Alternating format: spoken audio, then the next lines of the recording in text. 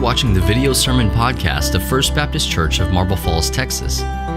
For almost 130 years, FBCMF has served Marble Falls and the greater Highland Lakes area faithfully through children's programs, youth activities, and adult discipleship.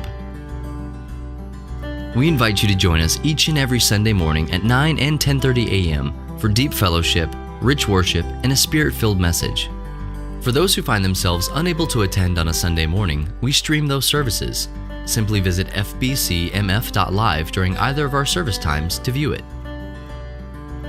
Never miss an archived sermon by subscribing to this podcast on YouTube by visiting youtube.com/FBCMFtube. And to learn more about our church or to listen to an audio-only version of this and other sermons, please visit us online at fbcmf.org. I believe this completely, that there is no other name in all of the world. There is nothing else that we need than the name of Jesus Christ and His presence and His influence in His story. And I believe that it makes all the difference for our church and all the difference for our lives. I love Jesus Christ with all of my heart.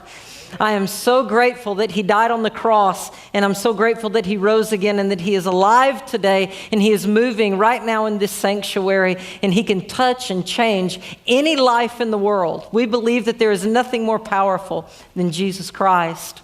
This morning, I'm excited to talk about this because in a few weeks, I'm going to begin a new sermon series based on the parables of Jesus. The sermon series is going to be called Jesus, Tell Me a Story.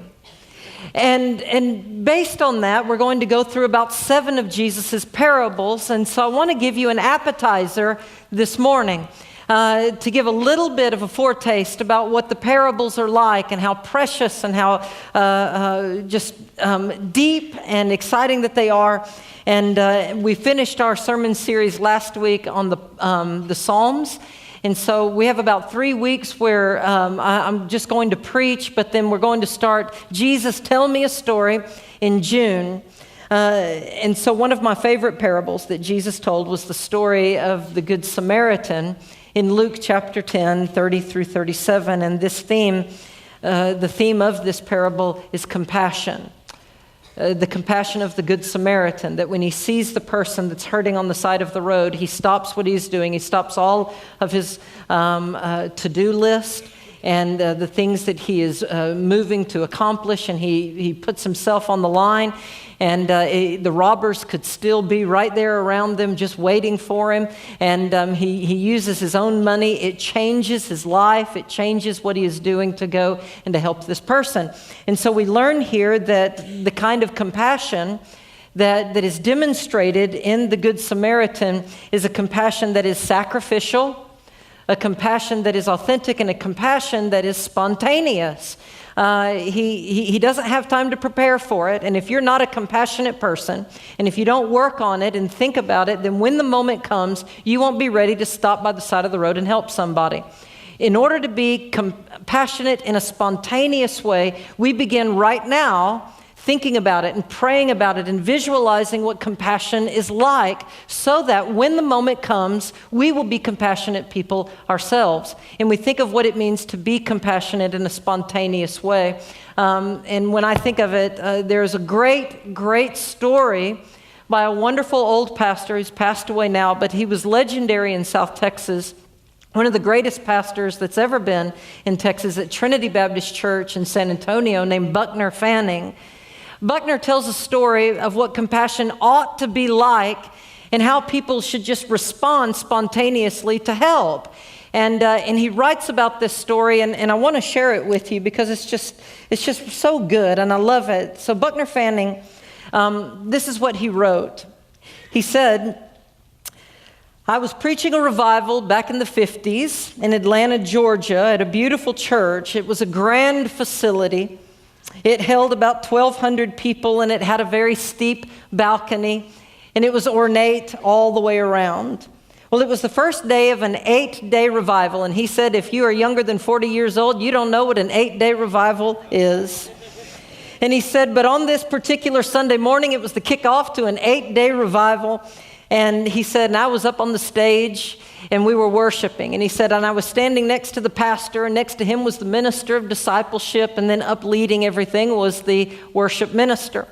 And he said, and we were singing, and the crowd was packed. There wasn't a seat to be had in the house, and everyone was singing. And he said, and then I saw it happening. Way up in the balcony, about two rows, there was a woman, and while she was singing, he said, and I could tell she was acting like she was about to pass out. And he said, and I just watched her, and she was kind of weaving around like this. And he goes, oh no. And he felt like he ought to come up to the front and say, woman, please sit down. You're about to pass out. And he said, and I didn't get up there fast enough. And he said, you know how some things kind of happen in slow motion?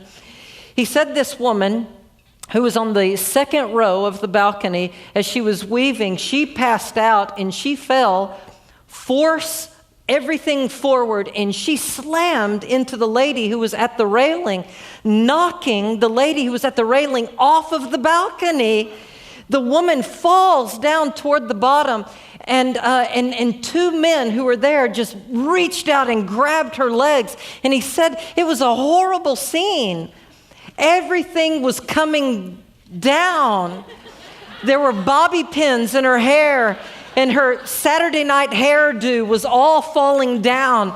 There were clothes. The people were all leaping forward and grabbing hymnals, and the hymnals that were in their hands, they were all falling and showering all of the people below. Everybody below was standing like this, being showered with clothes and bobby pins and hymnals, and they were all screaming down below. The woman, when she first was hit, she screamed so loud, he said, everyone, you could have heard it all the way to Birmingham. He said every dog in Georgia heard it. And he said everything was falling as these men lunged out to grab her feet. Her dress that she was wearing had come all the way over her head. And she was there with her dress and her arms screaming. He said it was a horrible scene. And everyone was just wondering, how is she going to fall? And finally, other people came. The woman who fell and fainted, she was still on top of her. They finally got that woman off, and then finally picked this other woman back up. And then he said, and as good Baptists, we just went right on as if nothing happened whatsoever. He said, we went right on with the singing, and then I preached. He goes, what we should have done is just have the benediction right there, and went home. He said the next day the pastor came to him, and he said, Buckner, the woman who fell last night, do you know her? And Buckner said, no, and I don't know that I would recognize the woman unless she walked in here on her hands, and I might then. I share that story because, one, I absolutely love it, but two, I share it because every one of you in here have been hurt at some point in your life. You were hit from the back, and you fell forced forward, almost ready to give up on everything and walk away, and somebody reached out and caught you. Somebody reached out and grabbed you by the toes and by the ankles and helped you in your moment of need. Now, these two men who grabbed that lady, they didn't need a seminary degree, and they didn't need to take a seminar, and they didn't need any training. They didn't have to read The Purpose-Driven Life in order to figure out what to do in this moment. They just reached out and they grabbed a hold of anything they possibly could in order to save her. Now, at one time or another, we are all in the company of the wounded. All of us. And you've been hit from behind, and you have fallen forward, and words were said about you that wasn't true. Things happened to you that wasn't right, and you were hit from behind, and you were blindsided, and you were hurt. And it reminds me of the story, and you recognize it in Luke chapter 10, that there was a certain man who went from Jerusalem down to Jericho, and on his way down, he fell. It doesn't say that it was his fault, and it may not have been your fault either. but he fell. It could have been his fault, though. But sooner or later, when you're on the road to Jericho, you'll get hit and you'll get hurt. And when you do, sometimes the church just goes right on by. And you know, in this story, the Samaritan, we call him good, but the word good is not in the text at all. Luke doesn't say that he's good. We assume that he's good because of verse 33. It says that he is compassionate. If you want to know what it means to be compassionate, it's good. To define good is to define it as being compassionate. And the Good Samaritan, we call him that because he was compassionate in verse 33. Compassionate. Did you know that compassion is the number one emotion attributed to Jesus? In the year 1912, there was a Presbyterian, he taught at Princeton Seminary, named B.B. Warfield. And B.B. Warfield wrote an article entitled The Emotions of Jesus, and he took all of the Gospels, Matthew, Mark, Luke, and John, and he compiled all of the emotions that are attributed to Jesus throughout all of it, and he put it all together and he added all of them up. And he said, it was no surprise to me that all of the emotions that we experience, Jesus experienced.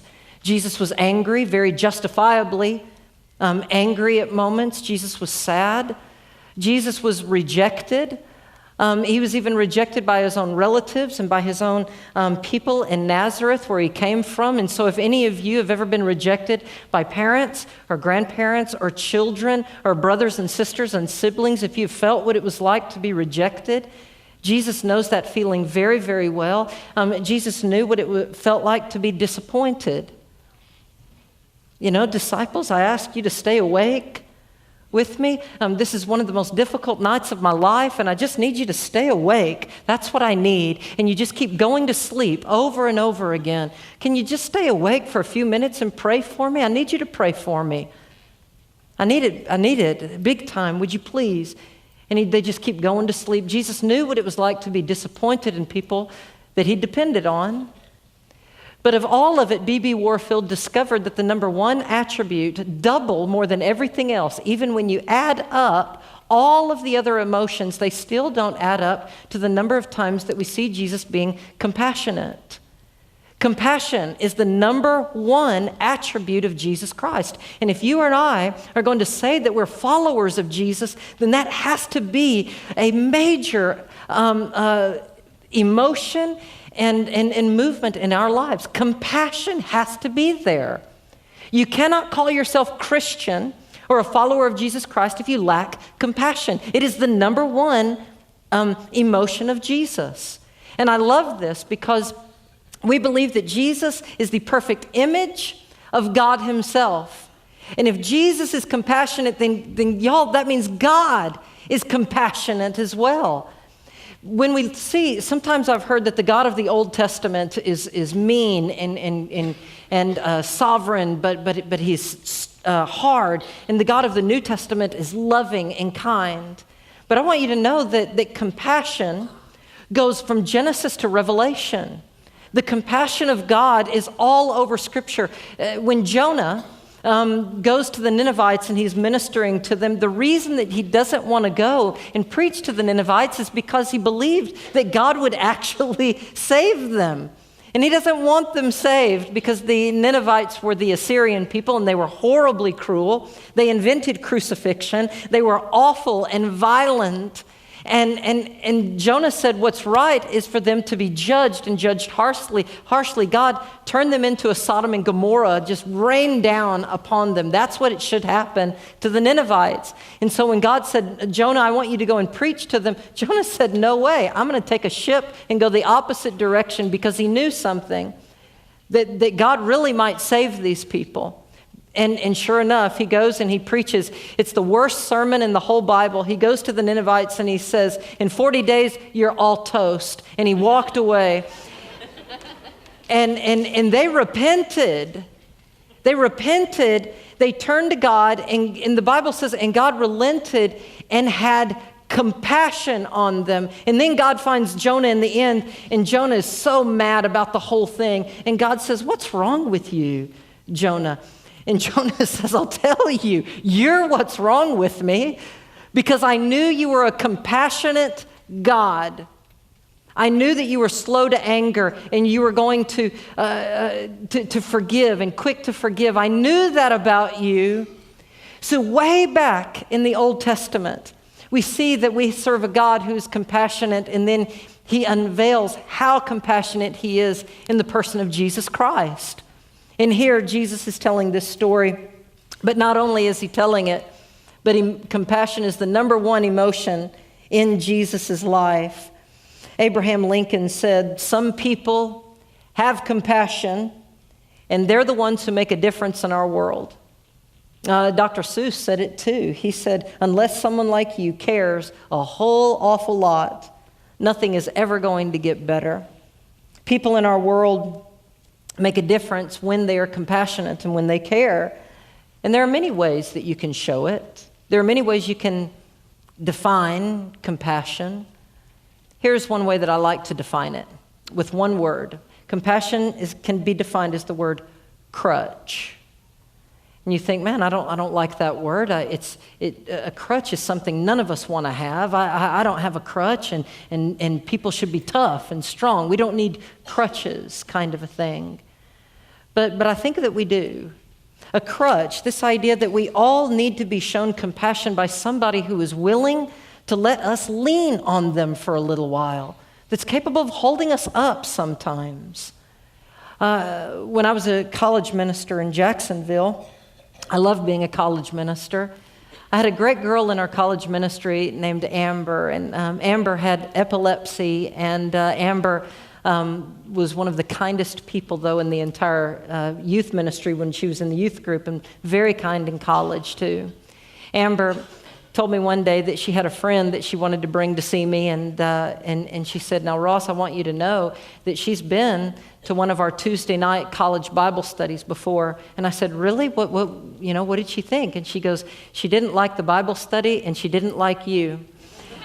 And I said, "All right, I'm excited to meet her." Amber said, "Will you just be ready, because she's very angry, and she's been through everything you can imagine." So Amber brings this girl to meet me, and my goodness, if anything, she was underselling it. The girl was furious, and she was a freshman at college at Lawn Morris College. Lawn Morris College. Jacksonville, Texas is unique because it's a small town about the size of Marble Falls, but it has 2 junior colleges, and they are the only 2 private Christian junior colleges in the whole nation. So if you want to go to a private Christian junior college, Jacksonville, Texas is your only chance, and there's 2 of them there in the whole United States. So Lawn Morris is a Methodist school. It's a great school there, and then Jacksonville Baptist College is there as well. And there's no rivalry between those 2. So Lawn Morris had this girl, and she was just so angry about everything, and she came with Amber to meet me. And man, her eyes were just pulsing, and she was, her cheeks, and she had her jaw just tight, and she came in, and I tried to soften things up. "Where are you from? Where'd you grow up? What do you want to do? What's your major? How are your classes going?" And she's just giving me little one-word kind of answers. And finally I say, "You know something? You're in college. And if you'll just lean on Jesus," and what I was going to say, if she had let me finish, is if you lean on Jesus, he won't let you down. He'll support you because he really loves you very, very much, and he'll help you if you can just lean on him. But she didn't let me get it out. As soon as I said, "And if you'll just lean on Jesus," she interrupted, and she exploded on me. And she said, "I tell you what, I will never lean on your Jesus, and I will never come to this church." And she says, "I've been to churches before, and I hate all of them, and I don't like you, and you need to leave me the heck alone." Only she didn't say heck. She said, "You leave me alone." And she goes, "And I will never lean on Jesus." And I'm at a total loss for words. It felt like she had just hit me in the gut. And so I'm speechless, which is hard to do for a preacher. And I'm just sitting there. And Amber never misses a beat. Amber's smiling. And Amber reaches her hand over and puts it around her. And she goes, Well, that's okay. You just lean on me, and I'll lean on Jesus. Amen. And I think that it's this amazing idea that we think sometimes that we're these rugged individualists, that you should be able to be really strong, rugged individualism. But not only is that not biblical, but it's not even true to your own story. It's not true to anybody's story. It's not true at all in any way, shape, or form. God made us to lean on one another. He calls us community. He calls us a church. He made us to lean on each other. God himself exists in relationship with the Father, Son, and Holy Spirit. It's the way that we are created to be. And so Amber jumped in there and allowed this girl to lean on her and loved her and cared for her, continued to invite her. Sure enough, she came, then she came a few more times, and a few more times. She became pretty regular. And by the time she graduated with an associate's degree, she had committed her life to Christ. I believe that when you show compassion to somebody by letting them lean on you, when you show that kind of compassion, it draws them to God. I know that the moments in my life when Megan says, you can lean on me, I'll take care of things. And she may not have vocalized it, but she's shown it to me. In the moments when I've been able to lean on her, it is as if all the stars came back into my sky. It helped. We need people to lean on and people that we can show compassion to, and people who will show compassion to us as well. And so husbands, show compassion to your wives. Let them lean on you. And wives, let your husband lean on you too. This idea that the head of the house doesn't need anything else or something, that this is garbage. That every man and every woman have this mutual leaning that we do with one another, where we're compassionate. Augustine said this: God loves each one of us as if there is no one else to love. He lets us lean on him. All of you who have more than one children understand that idea. When you had your second child, you didn't go to the first child and said, well, I'm sorry, you're down to 50% now of my love. Because they weren't. They were never down to anything. You loved each one of them as if there wasn't anyone else to love. That's compassion. That when you spend time with somebody, they feel like they are the most important person in your life. They have your attention. Compassion makes somebody feel like they're special, and it makes them feel like they have dignity and that they're worthwhile, and that there is a singular love for them. That kind of compassion makes you stop in your tracks, and it makes you go out of your way and to cease your own progress and your own agenda in life, and you put your own self in danger, like the Samaritan, where other people had places to go, and he did too, but he stopped his agenda and what he was doing to turn to the side. Compassion is when you turn to the side, and you don't just keep going. All of you are busy. All of you have things going on, but if you're going to be like Christ, you have to be able to turn to the side and not just boil on ahead with all of the things that you have to do. Christians have to be able to turn and stop their own agenda and their own progress and to put your own self in danger. Now, here's what often happened. The robbers would rob somebody, and then they would hide behind a rock. They would leave them half dead and bleeding, and then they would hide behind a rock and wait for some sucker to come in like the Good Samaritan, and then they would jump out and get him too. Now, that was a common practice. And so the Samaritan comes, and he sees him, and he puts his own life at risk, and he goes and he helps him. He doesn't even care that he could be the next in line. Compassion is risky. It is when you put your own self and your own safety to the side, and your own self-preservation does not matter to you near as much as that person's life and that person's health. Y'all, you can't be a Jesus kind of compassionate person if self-preservation is the thing that you care about the most. Christianity is not about self-preservation. It's about putting yourself in God's hands and allowing God to be the one who preserves you. And we put ourselves in the line. And that's what we find the Samaritan doing right here through the whole story. When we think of who is our neighbor, who do we reach out to? There are people who we think, oh man, they're very dangerous, keep them away.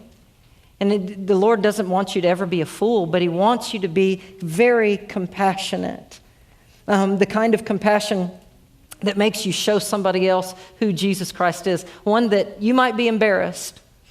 It might cost you something. It costs your money, it costs your time, it costs your agenda, it costs all the things you've planned and all of your planning and your calendar. But that's compassion. There was a man who was the leader of the Methodist health system in San Antonio. He was a minister named Austin Frederick.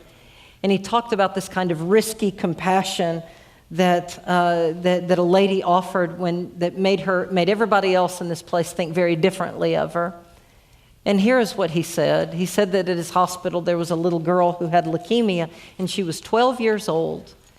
And he said that it was a very bad leukemia, a difficult one, and that the little girl was about to die. And they had done everything they could do. She went through all the chemo and all the radiation, and it didn't seem like she was going to make it. And she was really going downhill, but somehow, through the chemo and the prayers and everything combined, somehow she began to pull out of it a little bit. This 12-year-old beautiful little girl. She had lost all of her hair, and she just looked so frail, but she began to get better, and then she began to get more better, and finally the smiles began to come back to her, and her appetite, she began to eat again, all of that came back to her, and the family was so excited, it looked like their sweet little 12-year-old was going to make it. And they were excited about it, and so they decided to take her out of that hospital and take her to a great restaurant to eat, and just as a celebration, it's the same thing you would do if you're son or your daughter were at Dell Children's Hospital for months and months and months, and you'd get them out and you'd go and eat at a great restaurant too. And so they wanted to get the little girl out, and the family was just really celebrating. They go to this restaurant, and the little girl is there without any hair, and she just kind of feels self-conscious. And at one point she goes into the bathroom, and when she is in there, she's standing in front of the mirror and looking at herself, and in walks a beautiful, tall, gorgeous woman. And she has long blonde hair, and she's just dressed to the nines, and beautiful jewelry, and she's just done perfectly. And this woman walks in, and she sees the little girl, and she stops, and she said, "You have cancer, don't you?" And the little girl's self-conscious, and she lowers her head, and she almost starts to cry, and she says, "Yes." And the lady said, "You know what? You're going to get better, and you're going to be okay." And the little girl looked up at her with big eyes, and the lady said, "Do you know how I know?" And the little girl said, "No." And this beautiful woman reaches both of her hands up, and she grabs her hair, and she pulls off a wig, revealing her bald head. And she picks up her sleeves to show all of the scars from all the IVs, and it was clear she had cancer too. And she hugged the girl and said, "And you're going to be okay, and you are beautiful." And she put back on her wig, and she said, "How do I look?" And the little girl was smiling, and she said, "Good." And she goes, "You're going to be all right." And she left the room, and the little girl went out, and she's just smiling ear to ear, and she sits down at her table, and across the other side of the restaurant is this woman. And throughout the rest of the dinner, the little girl would lean back in her seat and wave at her, and she'd wink at her. They had a little secret. Toward the end of the meal, the little girl's family got up to go back to the hospital, and they're walking out, and the little girl shouts out in the whole restaurant loud. She goes, "Can I see it again?" And the woman stands up on the other side of the restroom, and she faces her, and she grabs her hair, and she rips it off, and she holds it out, and she says, "You're gonna be okay." Do you know what Jesus did? He had compassion on us because we were sick. because we were sinful. And they ripped him of his clothes, and they ripped the beard out of his face, and they nailed him to a cross. He left all of the splendor and all of the Shekinah glory of heaven so that he could stand up in the middle of our world and tell all of us, you're going to be okay. I died for you, and you're going to be okay, and I love you, and I'm going to make you well. I believe that compassion always makes people well. The compassion of the Good Samaritan made the man well. Jesus' compassion makes us well. I believe that compassion is always healing. Has anybody been made well by your compassion lately? Anyone been made well by you lately? You've been watching the video sermon podcast of First Baptist Church of Marble Falls, Texas. Never miss an archived sermon by subscribing to this podcast on YouTube by visiting youtube.com/FBCMFTube. And to learn more about our church or to listen to an audio-only version of this and other sermons, please visit us online at fbcmf.org.